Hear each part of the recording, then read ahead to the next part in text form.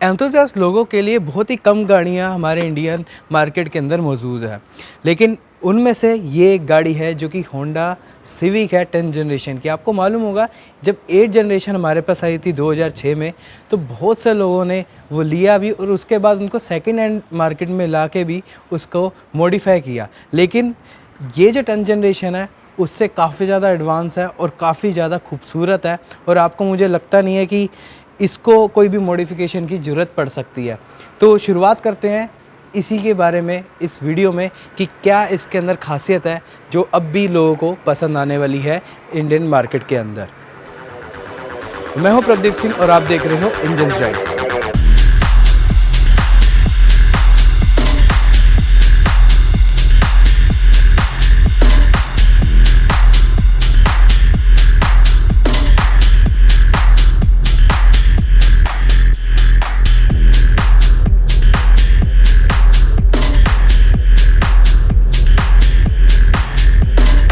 शुरुआत जो है अगर इसके डिज़ाइन से करी जाए तो डिज़ाइन जो है सामने की नोज़ आपको बहुत ही स्लोप आते हुए दिखती है, और यहाँ पर जो है आपको थोड़े से मसल दिखेंगे, जिसकी वजह से जो इसका फ्रंट का लुक है वो थोड़ा सा स्पोर्टी कैरेक्टरिस्टिक दिखता है। जैसे आपको स्पोर्ट्स कार देख रहे हो कि साइड जो पैनल है उसके मस्कुलर होते हैं और बीच की जो नोज़ है स्लोपी है, और उसी के साथ जो नोज़ है ये जो क्रोम गार्निश करी गई है बहुत ही बोल्ड है, वो हेडलैम्प के साथ कनेक्ट हो रही है, शार्प है, जो कि इसे एक बहुत ही खूबसूरत गाड़ी बना रहे हैं सामने की तरफ से, और एक शार्पनेस और बोल्डनेस का इसमें परफेक्ट मिक्सचर है। साथ ही में नीचे फॉग लैम्प भी आपको एलईडी और हेडलैम्प पैनल भी पूरा एलईडी दिया गया है, और यहाँ पर अगर आप देखें भी यहाँ पर भी आपको क्रोम एक्सेंट और काफ़ी ज़्यादा 3D एलिमेंट नीचे आपको स्किड प्लेट या कह सके जो आपको दी गई है। तो ओवरऑल जो लुक है इसके सामने की वो आपको काफ़ी पसंद आने वाली है, खासकर जो लोग स्पोर्टीनेस और बोल्ड लुक ज़्यादा पसंद करते हैं। साइड प्रोफाइल की बात करें तो यहाँ पर आपको सबसे पहला एलिमेंट दिखने वाला है ये टर्न इंडिकेटर, जो कि बम्पर के साथ कनेक्ट है, और ऊपर से जो लाइन भी आ रही है ये सामने की तरफ भी काफ़ी बोल्ड लुक बनाती है, और यहाँ पर भी काफ़ी अच्छा यहाँ पे एलिमेंट दिया गया है। यहाँ पर भी आपको OVRM में भी यहाँ पे टर्न इंडिकेटर लाइट दी गई है, नीचे आपको वही जो लेन असिस्ट जो कैमरा दिया जाता है वो दिया गया है। ऊपर से जो ये साइड प्रोफाइल में जो मेन यहाँ की शोल्डर लाइन है वो आपको थोड़ी सी मसल्स ऐड करती है पीछे की तरफ, और कूपर टाइप रूफ लाइन है जो कि कनेक्ट होते हुए जा रही है पीछे की टेल लाइट तक।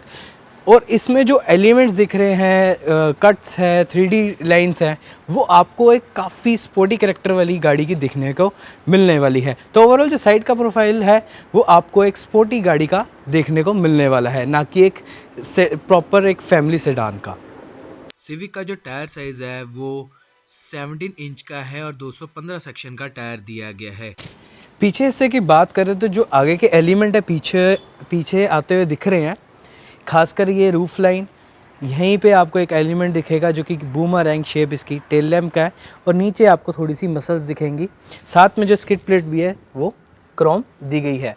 तो यहाँ पर जो ओवरऑल एलिमेंट्स है, अगर आप पीछे की तरफ देखोगे जो आगे से पीछे आ रहे हैं, थोड़े से 3D इफेक्ट्स है, तो ये जो पीछे से भी गाड़ी जो है काफ़ी डायनेमिक लगती है और बोल्ड लुक भी देती है अगर आप इसे ध्यान से देखो। खासकर जो है ये टेल लैम्प की नज़र से आप देखोगे तो आपको थोड़ा सा बोल्ड लुक भी मिलने वाला है। तो जो पीछे का लुक भी है उस लिहाज से गाड़ी जो है वो आपको काफ़ी स्पोर्टीनेस, जैसे मैं बता रहा था, वो भी प्रोवाइड यहाँ पर भी कर रही है। यहाँ पर जो स्पेस दी गई है वो दी गई है 430 लीटर की, हालांकि थोड़ा सा कम है, लेकिन अगर आप देखोगे वाइड ओपनिंग है और डीप है, तो उस लिहाज से अगर आपको जो भी सामान होंगे, सूटकेसेस होंगे, वो आराम से आप डाल सकते हो। और हाइट जो है इसकी ज़्यादा ऊंची भी नहीं है गाड़ी की, तो ये भी एक प्लस पॉइंट है कि अगर आपको सामान उठा के डालना है वहाँ पर भी इतनी दिक्कत नहीं आने वाली।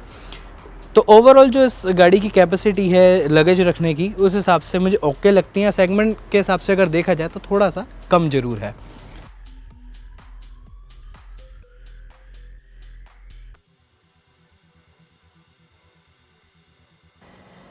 इंटीरियर की बात करें तो यहाँ पर इंटीरियर मुझे काफ़ी अच्छा लगा। थोड़ा सा जो ये डैशबोर्ड है लो है, सीटिंग पोजीशन भी लो है, तो जो स्पोर्टीनेस है इस गाड़ी की एक्सटीरियर के हिसाब से वो आपको अंदर भी देखने को मिलने वाली है। हालांकि अगर पहले ओवरऑल बनावट की बात करें तो बनावट सिंपल है, फ्लोटिंग स्टाइल दी गई है। यहाँ पर थोड़ा सा प्लास्टिक है, लेकिन ऊपर साइड पे आपको थोड़ा सा सॉफ्ट मटेरियल दिया गया है। बीच में आपको थोड़ी सी यहाँ पर टेक्सचर टाइप दिया गया है, वुड फिनिश टाइप का, और नीचे भी यहाँ पर सॉफ्ट टच दिया गया है। ग्लव बॉक्स ओके साइज़ का है, और यहाँ पर जो है 7 इंच की जो है इंफोटेनमेंट स्क्रीन दी गई है। हालांकि छोटी है, लेकिन मैं आगे बताता हूँ इसका क्या हिसाब है। यहाँ पे जो है आपको क्लाइमेट कंट्रोल के जो है स्विचेस मिले हैं, वो भी रोटरी स्टाइल है। डुअल जोन क्लाइमेट कंट्रोल दिया गया है। यहाँ पे अपना फ़ोन रख सकते हो, और चार्जिंग जो सॉकेट है वो यहाँ पर दिए गए हैं इसके नीचे, जिससे अपनी वायर जो है यहीं पे स्लॉट दिया गया है, यहीं से आप वायर निकाल के अपना फ़ोन अटैच कर सकते हो। यहाँ पे गियर जो लीवर है उसकी पोजीशनिंग है, यहाँ पर बटन दिए गए हैं, ब्रेक होल्ड, और यहाँ पे इलेक्ट्रिक पार्किंग ब्रेक्स दी गई हैं। इको का बटन दिया गया है, यानी कि इको मोड है। यहाँ पर आपको कप होल्डर वगैरह दिए गए, आर्मरेस्ट भी स्लाइडेबल है, तो आपको कोई भी दिक्कत नहीं आने वाली। और यहाँ पर भी आपको सॉफ्ट टच मिलेगा। और यहाँ पर अगर हम ड्राइवर साइड की बात करें तो जो स्टीयरिंग है यहाँ पर अच्छा खासा लेदर रैप दिया गया है, होल्ड करने में ठीक है। पीछे जो है पूरा फुली डिजिटल दिया गया है। बीच में जो है आपको स्पीडोमीटर, और ऊपर की तरफ डायल में आपको टैकोमीटर दिया गया है। यहाँ पर आपको जो है टेम्परेचर के लिए दिया गया है कि गाड़ी का टेम्परेचर कितना है, और यहाँ पर आपको फ्यूल गेज जो भी दिया जाता है। और इसमें फंक्शन जो है यहाँ पर आपको दिखेगा, जो ऑटोमेटिक जो सिस्टम आ रहा है इसमें, जैसे रेंज सेंसिंग वाइपर है, हेडलैम्प्स हैं, लेकिन यहाँ पर जो है आपको लेन असिस्ट भी मिलता है। लेन असिस्ट कैमरा जिसे हम कहते हैं, तो वो भी मिलता है। लेन कैमरा जिसे नॉर्मल भाषा में कहते हैं, वो भी यहाँ पर मिलता है। तो आपको जो है यहाँ पर उसका बटन मिलेगा, और यहाँ पर भी आपको जो है जो मिरर्स हैं वहाँ का कंट्रोल्स वगैरह सब मिल जाएगा। तो जो ओवरऑल यहाँ की फ़ील और क्वालिटी है वो मुझे काफ़ी पसंद आई है। इतना वो नहीं है कि यहाँ पर आपको कुछ भी तड़कता भड़कता लगे, लेकिन ओके है। लेकिन हाँ, इंफोटेनमेंट स्क्रीन पे यहाँ पर इशू है, क्योंकि ये छोटी है और इसको थोड़ा सा बड़ा होना चाहिए था, और क्वालिटी में भी अच्छा होना चाहिए। हालांकि जो होंडा सिटी है वो इससे अच्छा इंफोटेनमेंट दे रही है, 8 इंच का खासकर तो दे रही है, लेकिन ये 7 इंच का दिया गया है। लेकिन एक अच्छी बात है कि वॉल्यूम रॉकर स्विच दिया गया है। तो जो ओवरऑल क्वालिटी है वो तो अच्छी है, ऊपर से सनरूफ भी आपको मिल रहा है, तो जो एम्बियंस है वो आपको काफ़ी अच्छी खासी मिलने वाली है। पिछले सीट में जो जगह आपको मिलेगी वो काफ़ी अच्छी है, क्योंकि ये जो सीटिंग पोजीशन है मेरी जो ड्राइविंग पोजीशन के हिसाब से रखा गया है, और अपनी टांगे भी स्ट्रेच आउट कर सकता हूँ। थाई सपोर्ट भी अच्छा खासा मिल रहा है, देख रहे हो आप, जैसे मुझे तो काफ़ी अच्छा खासा मिल रहा है। और सीटें भी का जो एंगल है, सीट्स का एंगल है वो भी काफ़ी अच्छा मिल रहेगा, पीछे की तरफ है, तो थोड़ा सा आपको कंफर्टनेस अच्छी मिल जाएगी। और ऊपर से यहाँ पर आर्मरेस्ट वगैरह आपको सब मिलता है, तो जो कंफर्टनेस है वो आपको और भी एनहांस हो जाती है। लेकिन यहाँ अगर आर्मरेस्ट हल्का सा ऊपर होता तो और भी अच्छा होता। लेकिन जो रूफ हाइट है, मैंने टर्बन पैन रखी है, मेरी जो हाइट है 5.8 इंच है, उस हिसाब से भी जो ऊपर की हाइट जो है थोड़ी सी कम है रूफ हाइट। अगर यहाँ पर थोड़ा सा एक्स्ट्रा होती तो और मज़ा आता, लेकिन फिर भी मुझे अभी तो कोई भी प्रॉब्लम नहीं आ रही। अब अगर हम बात करें और भी इक्विपमेंट लेवल की, तो यहाँ पर इंस्ट्रूमेंट्स की तरफ दे रखे हैं आपको, और यहाँ पर जो है आपका कोट हैंगर भी दिया गया है। तो छोटी मोटी चीज़ों के यहाँ पर काफ़ी अच्छे से ध्यान रखा गया है। ओवरऑल कुशनिंग वगैरह भी काफ़ी अच्छी दी गई है।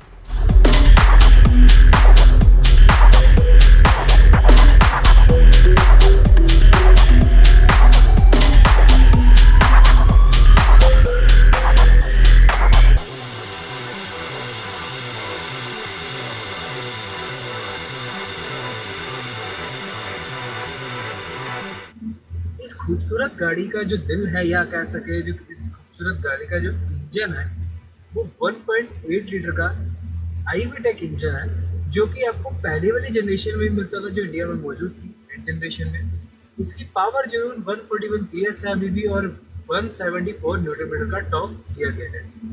अब पावर फिगर्स ज़्यादा बदली नहीं है पिछली गाड़ी से, लेकिन गाड़ी का साइज बड़ा हो गया है, तो उस हिसाब से परफॉर्मेंस आपको उतनी एंथुसियास्ट नहीं लगने वाली, लेकिन इनफ पावर है आपको एक अच्छी खासी स्माइल देने के लिए, और आपको अच्छा खासा एक थोड़ा सा ये कह सको एंथुसियास्ट जैसा अपने अगर अंदर हो तो थोड़ा सा आपका यहाँ पर झलक सकता है।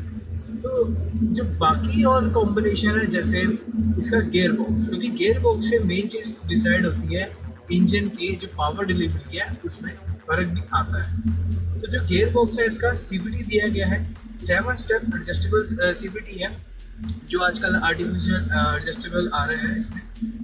तो उस हिसाब से सीवीटी में जो रबर बैंड इफेक्ट है वो पहले के मुकाबले बहुत इम्प्रूव्ड है। ऐसा नहीं है कि आपको बहुत ही जो जेन्युइन जो ऑटोमेटिक ट्रांसमिशन आ रहे हैं जैसे डीसीटी या टॉप कन्वर्टर उन जैसा मिले, वैसा नहीं है, लेकिन फिर भी आपको काफ़ी अच्छा खासा एक्यूरेट सा आपको पंच मिलेगा। आपको हाँ, अगर आप फुट एकदम से प्रेस कर दो एक्सीलेट का तो थोड़ा सा आपको डिले मिलेगा वहाँ पर, लेकिन उसके बाद फिर गाड़ी अपने हिसाब से आरपीएम लेती जाती है। और अगर आपको एडजस्ट भी करने हो, जो 7 स्टेप एडजस्टेबल आपको दिए गए हैं साथ में पैडल शिफ्टर के साथ, तो जो स्पोर्ट्स मोड में करोगे आप, फिर आप उसको पैडल से एडजस्ट कर सकते हो।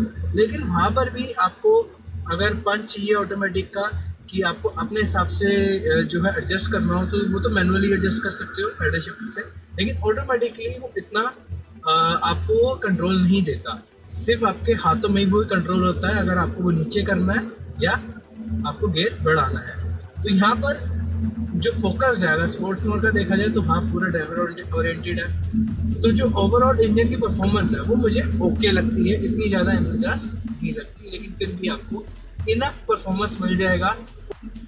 अगर हाँ हाईवे के हिसाब से बात करें तो जो स्पीडोमीटर है, अगर उसके हिसाब से देखा जाए तो 2000 आरपीएम के आसपास 100 किलोमीटर की जो स्पीड है आप वो मेंटेन कर सकते हो। तो उस लिहाज से इंजन का जो एक स्ट्रेस लेवल है वो थोड़ा कम लगता है, यानी कि थोड़ा सा बेहतर है हाईवे की ड्राइव के लिए। और वहीं पे ही इसका जो एक पॉइंट शाइन करता है, राइड और हैंडलिंग परफेक्ट है। मतलब कि अगर आप इसकी राइड के बारे में बात करूँ, पहले सस्पेंशन सेटअप के बारे में बात करूँ, तो माइनर से स्टिफर है। सेडान है तो सेडान में इतने से स्टिफनेस होना लाजमी है, कोई प्रॉब्लम नहीं, लेकिन स्पीड अप होती है, जो बम्प्स वगैरह मिलते हैं, अंडुलेशंस आती हैं, यानी कि रफ पैचेस भी आते हैं कई बारी, या ऊपर नीचे वाले पैचेस भी आते हैं, तो गाड़ी प्लांटेड रहती है और गाड़ी हिलने नहीं देती है आपको, और पकड़ के चलती है। ये बहुत प्लस पॉइंट है एक सेडान के लिए, और एक गाड़ी के लिए जो एक स्पोर्टी कैरेक्टर की गाड़ी के लिए, उसके लिए तो ये होना जरूरी है। और ऊपर से जो स्टीयरिंग रिस्पॉन्स है बहुत अच्छा है। लाइट नहीं है, अगर आपको सिटी के हिसाब से चलाना तो लाइट नहीं लगेगा, लेकिन फिर भी जब आप हाईवे पे चलोगे, स्पीड अप होगी, तो अच्छा खासा वेट आएगा। और इवन ये डायरेक्ट है, ऐसा नहीं लगेगा कि डिले आ रहा हो आपको टर्न करने में, ऐसे करने में, बिल्कुल नहीं, डायरेक्ट है। एंथुसियास्ट स्टीयरिंग रिस्पॉन्स है। उसके लिए अगर आप जो कॉर्निंग चाहते हो, जिस हिसाब से अगर आप पहाड़ों में जो कॉर्निंग करना चाहते हो, तो बहुत बेस्ट है। और ऊपर से जो सीटिंग पोजीशन है वन ऑफ द बेस्ट है इस सेगमेंट के अंदर। अगर आपको स्पोर्टी सीटिंग चाहिए, नीचे है, डैशबोर्ड एकदम सामने आपकी है इसके, तो जो कॉकपिट फील आती है, कोई जवाब नहीं उस चीज़ का। तो यही वजह है मेरी इस सिविक को वाकई में पसंद करने की, और मेरी favourite, one of the favourite car है ये। इसी वजह से है कि अभी की जो सीटिंग पोजीशन है नीचे है, आपको कमांडिंग व्यू भी मिलता है, ऐसी बात नहीं, कमांडिंग व्यू भी मिलता है, लेकिन एक प्रॉपर कॉकपिट जो सेटिंग है ये गाड़ी प्रोवाइड कर रही है, और कोई नहीं कर रहा इस सेगमेंट के अंदर। हालांकि अगर ऐसी फील लेनी है आपको, तो आपको लग्जरी सेगमेंट में जाना पड़ेगा। इसमें ना एक और फीचर है जो कि लेन असिस्ट कैमरा का है। ये फीचर काफ़ी काम का है, क्योंकि अगर आपको यूज़ करना है, यहाँ पे भी एक बटन दिया गया है, यहाँ पर दिखा देगा कि आपके साइड में कौन चल रहा है। वहाँ का मिरर आप की तरफ देखना, जो मेहनत लगती है थोड़ी सी देर देखने की, वो थोड़ी कम हो जाती है। ऐसा आप यहाँ पर देख सकते हो। वरना अगर आपके पास में कोई आता है तो साइड मॉनिटर जो भी है कैमरा, वो अपने हिसाब से ऑन कर देता है यहाँ पर कौन सी चीज़ आपके पास में आ रही है। और ऊपर से जो इस गाड़ी का जो ग्राउंड क्लियरेंस भी कम है, और स्पीड ब्रेकर्स में पहले थोड़ी सी इशू आते थे, अब तो वो नहीं है। अब तो काफ़ी ये चीज़ मेंटेन करी गई है। और राइड क्वालिटी भी इतनी स्टिफर, जैसे मैंने बताया थोड़ी स्टिफर है, लेकिन इतनी भी नहीं उस वजह से महसूस होती, और सॉफ्ट भी है। अगर आप जो है काफ़ी अच्छे रास्ते पे चल रहे हो तो राइड क्वालिटी में कोई भी इशू नहीं आता, कंफर्टेबिलिटी में कोई इशू नहीं आता। तो यहाँ पर जो कॉर्निंग और बॉडी रोल का भी हिसाब है, काफ़ी वेल कंटेनर कॉर्निंग तो बहुत ही बेहतरीन है। तो जैसे मैंने बताया कि कॉर्निंग पे भी बहुत अच्छी है गाड़ी, क्योंकि इसकी जो चैसी है हाई पावर पे भी यूज़ करी जाती है, तो उस लिहाज से जो उस लेवल का आपको कॉन्फिडेंस मिलता है वो भी बहुत बेहतरीन है। तो यहाँ पर जो ड्राइवेबिलिटी है उसमें कोई दो राय नहीं है, काफ़ी बेहतरीन है। फ्यूल एफिशिएंसी की बात करें, क्योंकि ये भी बहुत मैटर करता है, क्योंकि आप जब गाड़ी लेते हो तो ज़रूरी है कि एक एफिशिएंसी एक पर्टिकुलर नंबर की देनी चाहिए अच्छी खासी। तो यहाँ पर ARAI की तो जो बताई गई है वो है लगभग 16.5 kmph की, लेकिन आपको एक्चुअल वर्ल्ड में ये दे सकती है, उसमें कोई दो राय नहीं है। सिटी के अंदर थोड़ी सी कम लगने वाली है, 9-10 के आसपास सही रहने वाली है। अगर हाँ बहुत लाइट फुटेड चलते हो और CVT ट्रांसमिशन को समझते हो तो उस लिहाज से जो आपको फ्यूल इकॉनमी मिलेगी तो 11 के आसपास पहुँच सकती है, लेकिन वो काफ़ी मुश्किल रह सकता है। बट ओवरऑल जो गाड़ी का जो एक तरह से एम्बियंस है और फील है ड्राइव का, ये वन ऑफ द फेवरेट है। हाँ थोड़ी सी इक्विपमेंट लेवल में कमी है, लेकिन फिर भी आपको काफ़ी अच्छी चीज़ मिलने वाली है। आपके आर्मरेस्ट एकदम सही पोजीशन पे है जो दिया गया है ड्राइवर साइड का, गियर नॉब सही पोजीशन पे है, सब कुछ परफेक्ट है। एक और यहाँ पे पॉइंट में जोड़ना चाहता हूँ, मैंने बात तो कर दी है परफेक्ट है, लेकिन यहाँ पर अगर आप इसके दूसरे वेरिएंट्स की बात करें जो इंटरनेशनल अवेलेबल है, जैसे R टाइप, वहाँ पर इस सीटिंग पोजीशन को बहुत बढ़िया माना जाता है और स्पोर्टी जैसी है, क्योंकि R टाइप में भी आती है, इसका एक वेरिएंट है लगभग 300 PS से ऊपर की पावर निकालता है। तो वैसा डायनेमिक बनाना गाड़ी को और नॉर्मल आपकी वैसी जैसी परफॉर्मेंस मिलना इस प्राइस टैग पे बहुत बढ़िया। तो ये मेरा एक फर्स्ट डे इम्प्रेशन कह सकते हो इसके साथ मेरा है, जो मुझे काफ़ी बेटर लगा है। अपने जो भी एक्सपीरियंस मैंने करा है इसके अंदर बहुत ही बेटर है, कोई भी दिक्कत नहीं नज़र आती मुझे इसको। अगर लेना है तो डेफिनेटली आप इसको लो। परफॉर्मेंस इतनी नहीं है तो मैं एक चीज़ ऐड करना चाहता हूँ कि कंपनी ये चीज़ सुने और मैनुअल गियरबॉक्स ऐड करे यहाँ पर, ताकि जो इसकी कॉस्ट हो वो थोड़ी सी कम भी हो जाए और जो एंथुसियास्ट वाला फील हो एक्स्ट्रा जो चाहिए। कोई बात नहीं, इंजन जो पावर फिगर्स है वो बढ़ाओ ना, लेकिन एक गियर बॉक्स जो है मैनुअल जरूर दे दो, जिसकी वजह से थोड़ा सा और बेटर ऑप्शन या कह लो बेटर पैकेज बन सकती है ये सिविक। तो जी ये थी ड्राइव का हमारा एक फर्स्ट इम्प्रेशन। अब अगर इसके कंक्लूजन की बात करें तो जो BS6 की प्राइसिंग है वो प्राइसिंग दी गई है स्टार्टिंग की V मॉडल की 70,94,000 अप्रॉक्स, और जो डीजल की स्टार्ट होती है वो स्टार्ट होती है 20,75,000 अप्रॉक्स की। तो जो टॉप ट्रिम है वो ज़्यादा ट्रिम तो दे नहीं रखे इसमें, लेकिन फिर भी जो वैरायटी ऑफ ट्रिम है इसमें जो फीचर्स मिलते हैं उस लिहाज से देखा जाए तो प्राइसिंग जो है थोड़ी सी ज़्यादा है। अगर आप BS6 के हिसाब से देखा जाए तो प्राइसिंग इतनी बढ़ाई नहीं गई, लेकिन फिर भी जो प्राइसिंग है पहले के मुकाबले ज़्यादा बड़ी नहीं है, लेकिन आपको उस लिहाज से भी थोड़ी सी एक्स्ट्रा लगने वाली है। लेकिन फिर भी अगर अदर एक्सपेक्ट की बात करें कि इस प्राइसिंग पे आपको और कोई ऑप्शन नहीं मिल रहा, हालांकि मिल ज़रूर रहा है एलेंट्रा, लेकिन एलेंट्रा का लुक जो है इतना लोग पसंद नहीं करते जितना इस सिविक का पसंद करते हैं। तो इसी वजह से सिविक जो है एक अलग से स्टैंड आउट करती है, और सेगमेंट में अभी डीजल इंजन भी कोई भी प्रोवाइड नहीं कर रहा है, जो कि इकलौती अभी सिविक कर रही है। तो उस लिहाज से अगर बात किया जाए तो हाँ, अभी भी जो सिविक है अगर आपको इस सेगमेंट में लेना है और आपको पसंद है तो आप ज़रूर जाके ले सकते हो। तो आपको वीडियो कैसी लगी बताना जरूर कमेंट सेक्शन में। अगर सही लगी हो, अच्छी लगी हो तो प्लीज़ लाइक करना, सब्सक्राइब करना चैनल को, और बेल आइकन भी दबाना मत भूलना। Thank you for watching engines drive.